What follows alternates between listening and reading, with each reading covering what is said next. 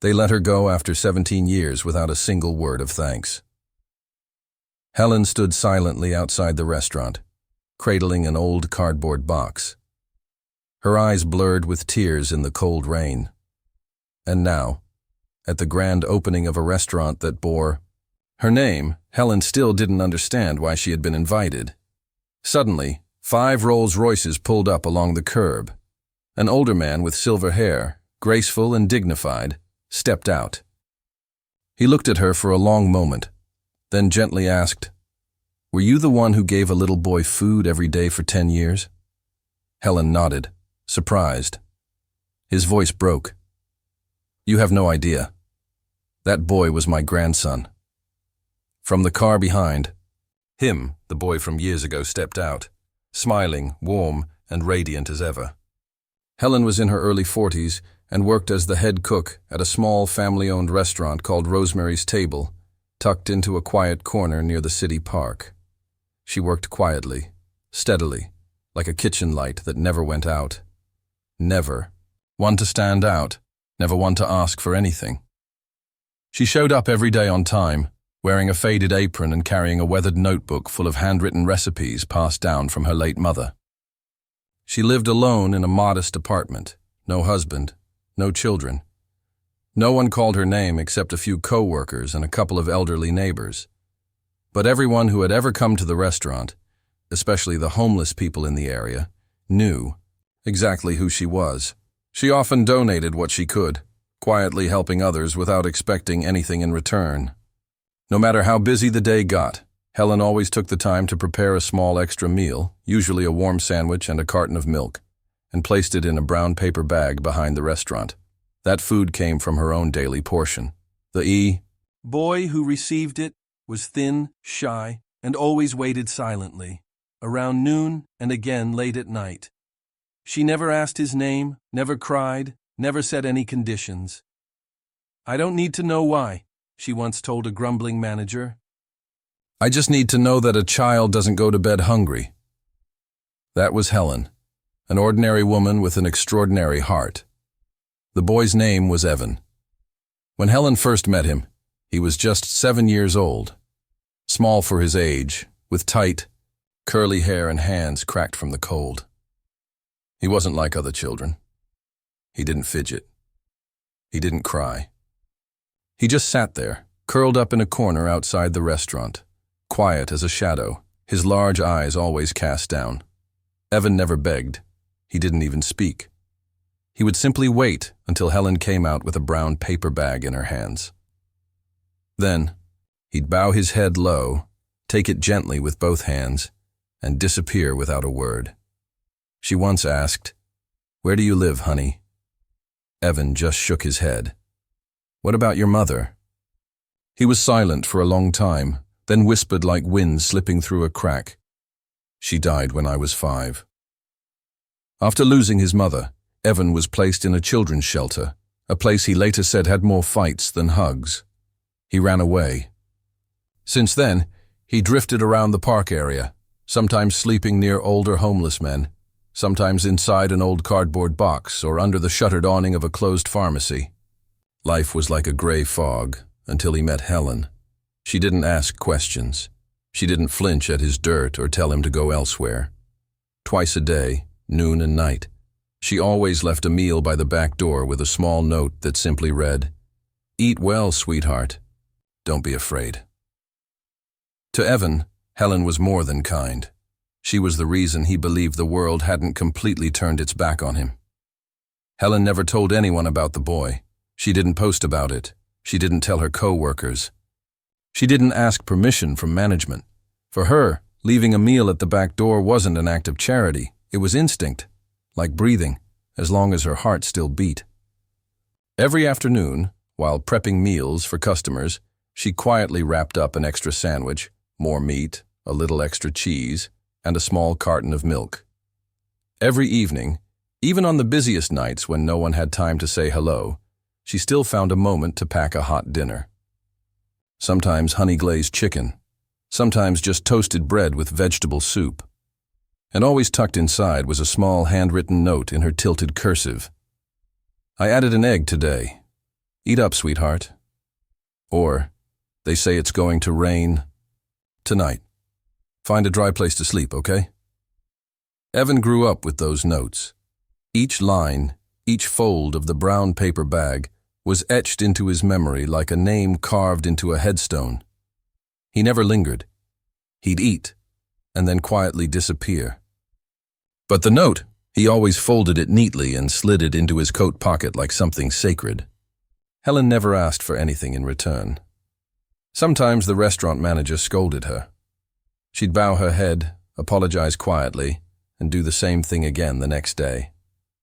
What kind of person lets a hungry child go without, she'd think, to herself. And 10 years passed that way. The world changed. Time moved on. But Helen remained the same, with a paper bag, a gentle note, and a child whose name she never asked. The restaurant where Helen worked had a simple policy. Each employee was allowed 1 meal per shift, but after meeting Evan, Helen quietly began splitting her meal in 2, half for her and half for the boy. She would carefully wrap his portion and place it in the familiar brown paper bag. Even on days when her stomach growled and her legs felt like lead, she still set it aside for him. Some days her hands shook from hunger. Her vision blurred while she worked at the stove. But the moment she heard Evan's soft footsteps outside the back door, she smiled, as if the exhaustion of the day had never touched her. As long as he isn't hungry, she would think to herself, I'll be just fine. But not everyone understood. Whispers started among the kitchen staff. She's feeding a beggar. He'll just get used to being lazy. Those kids are filthy, hanging around the back door. If customers see that, it's bad for business. Even the manager pulled her aside one day and warned, you could be fired if you keep handing out food like this. This is a restaurant, not a charity kitchen. Helen didn't argue. She simply nodded. And the next morning she quietly wrapped another half meal and left it in the usual spot. She never fought back. But in her heart she knew, some kinds of hunger don't live in the stomach. They live in the heart. 10 years passed in the blink of an eye. Evan grew taller, stronger, and more confident. And then one day, he was gone. No goodbyes, just a folded scrap of paper. I need to find work now, Miss Helen. I'll do my best, the way you always did for me. From that day on, no one ever saw the boy again. The back door stayed quiet. The brown paper bag never returned to its corner. It was a cold winter afternoon in California. The wind cut through the streets, sending people hurrying home with their collars turned up. But Evan, now 22, stopped when he saw an elderly man collapse near a bus stop. The man was having a stroke. Without hesitating, Evan lifted him onto his back and ran him straight to the nearest hospital. They made it in time, barely. Inside the ER, a nurse yelled, "We need ABR negative blood immediately. It's extremely rare. He won't make it to surgery without it." The room fell silent. No one had that blood type. Evan stepped forward, calm but urgent. "I have that blood. I've donated before. Hook me up, please, hurry." That night, a young doctor posted the story online with a photo of Evan, captioned, "Stranger with rare blood saves elderly man in snowstorm." The video went viral. Thousands of miles away, in a lavish New York estate, businessman Richard Marshall was having dinner with his daughter when she played the clip on their living room TV. She pointed at the screen and said, "Dad, this guy kind of looks like you." Richard looked up. The moment he saw the young man's eyes, his spoon dropped to the table. Wait. Rewind that part. The tilt of the head, the set of his jaw, and most of all, the way he raised his hand with quiet determination. It was her. It was exactly like her. Exactly. The woman he once loved deeply but had been forced to let go because her background didn't measure up to his family's standards. Something stirred in Richard's chest. A thin thread tugged loose from a memory he thought he'd buried. That night he called the hospital. He needed to know the name of the young man in the video. All they could tell him was, Evan Lewis, No birth record, no listed relatives, lives in a shared rooming house nearby. He froze. Evan Lewis. The very name scribbled in the final letter she left him before disappearing. "If it's a boy, I'll name him Evan," she had written. He ordered a blood match. When the results came in, he nearly lost his breath. Match. 99.98%. Biological father. Richard sat alone in his office, his hand covering his face. For more than a decade, he'd lived surrounded by wealth, titles, and comfort. But now, he realized, his blood ran through the veins of a boy who once slept in alleyways. And the first words he whispered when he looked down at Evan's hospital file weren't, "He's my son." They were, who kept him alive all these years. Evan had no idea that thousands of miles away, two men, one who had fathered him, and another who once denied his very existence, were now sitting silently inside a black Rolls-Royce, driving through the working-class neighborhoods of suburban California. Inside the car were Richard and his father, the CEO of Marshall Group. For the first time in their lives, they shared a quiet, unspoken regret. The car stopped in front of an old repair shop. A young man in a grease-stained hoodie stood outside, wiping oil from an engine. "Evan!" Richard called out, his voice softer than it had ever sounded in any boardroom. The young man turned, confused for a moment. All three froze. Time itself seemed to pause. The grandfather stepped forward, trembling as he removed his sunglasses and looked closely at Evan's face. The high cheekbones, the deep eyes, the furrowed brow. Just like the woman he once said wasn't good enough for his son. You look so much like your mother." Richard stepped forward next, eyes red. He raised a hand but didn't touch him just yet. "You're Evan, aren't you?" "Yes." "Sir, but who are you?" Richard took one more step and pulled him into a gentle embrace, an embrace that seemed to gather all the lost years and hold them tight. "I'm your father, and this is your grandfather." Evan stood frozen in a hug that felt both unfamiliar and indescribably warm. Part of him wanted to pull away. Another part didn't. "How? Why now?" he whispered. They sat down, nearby. Richard slowly told him everything, about the past, the DNA test, how they'd found him. He didn't ask for forgiveness. He just spoke, haltingly, honestly. No apology could undo the lost time. But the long, quiet hug said what words could not. After a while, Evan gently stepped back, looked at the two men, and said, "I don't want money. I don't need a name or a title." He paused. "But there is one thing I want. Help me find the woman who fed me for 10 years. I owe her my whole life." Far away, life had taken a different turn. The restaurant where Helen once worked had been bought by a large corporation. With the change came executives, tablets, efficiency systems, and cold, clinical numbers. They told Helen she was too old-fashioned, not in line with modern expectations, and let her go. Helen didn't protest or plead. She simply walked out quietly, carrying her old apron in her arms, as if holding on to a piece of her silent life no one else remembered. Eventually, she found a job at a small nearby grocery store. Then one morning she received an invitation. In the mail, "You are cordially invited to the grand reopening of the restaurant where you once worked." Helen paused. It had been so long since anyone addressed her with the word cordially.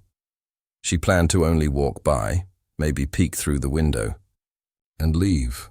But when she reached the old street corner, her eyes froze. A new sign hung above the entrance. In bold white letters it read, "Helen's Table, where every child has a seat." She took a step back, her heart racing. Her name on a restaurant sign. Just then, the door opened. A young staff member stepped out. "Are you Helen? Please come in, everyone's waiting for you." She was led inside and instantly sensed something different. The space was warm and full of light. But it was. The way people looked at her, not curious but respectful, that made her uneasy. So gentle she almost couldn't look up. She walked slowly, like in a dream. Some stood. A woman gave her a soft nod. A little girl tugged on her mother's sleeve and whispered, "Mommy, is that her?" 15 minutes passed in quiet stillness. Helen still didn't understand. Then from down the street came the sound of engines. 5 Rolls-Royces pulled up one after another like a procession. The doors opened. Out stepped an elderly man, tall, silver-haired, wearing a gray suit and an expression both dignified and deeply human.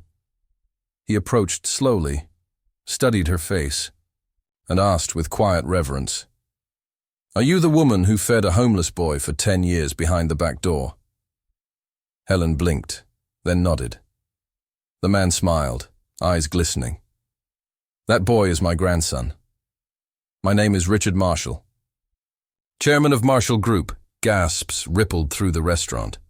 But before Helen could respond, another figure stepped down from the last car, a young man. He walked toward her quietly, stopping in front of her, his eyes searching hers as if waiting for a memory. Helen looked up. Something about him felt achingly familiar, yet unnamed. He bowed slightly and placed a small box in her hands. "Do you remember this?" She opened it. Inside was a folded scrap of old paper. The faded handwriting read, "Today I packed you an extra milk. Eat well, sweetheart." Her hands trembled. Her throat tightened. When she looked up again, the young man said softly, "I've kept that note since before I even knew how to read. You were home to me, and now I want you to own this restaurant, because it was always yours." No one spoke. Helen began to cry. For the first time in years she felt seen, not as a former employee, but as someone who had mattered deeply in someone's life. There were no grand openings or big campaigns. Yet within weeks, the restaurant had lines down the block. People didn't just come for the food. They came to meet the woman who fed a homeless boy for 10 straight years, with a warm meal and a handwritten note. Dozens of free meals were prepared daily for the homeless. No names asked, no judgment passed. You only had to knock, and a meal would be waiting. Helen kept none of the profits. She used them to expand the kitchen, hire more staff, many of whom had once been on the streets, and make sure no child in the neighborhood ever had to go to bed hungry. The Marshall family, who once turned their backs on Evan's mother, now quietly funded several charitable foundations for underprivileged children. Some called it redemption. To Helen, it was simply what should have been done long ago. She never asked for recognition. She just wanted to do what was right, quietly, consistently, kindly. And somehow, that quiet kindness became a slow-burning fire, lighting hearts across the country. A paper note. A warm meal. A boy the world nearly forgot. Together they became a story that made millions pause and reflect. Because that's how kindness works. Quietly, without expecting anything in return. If you believe compassion can change lives, share this story. Follow us. Help spread light in a world that needs it now more than ever.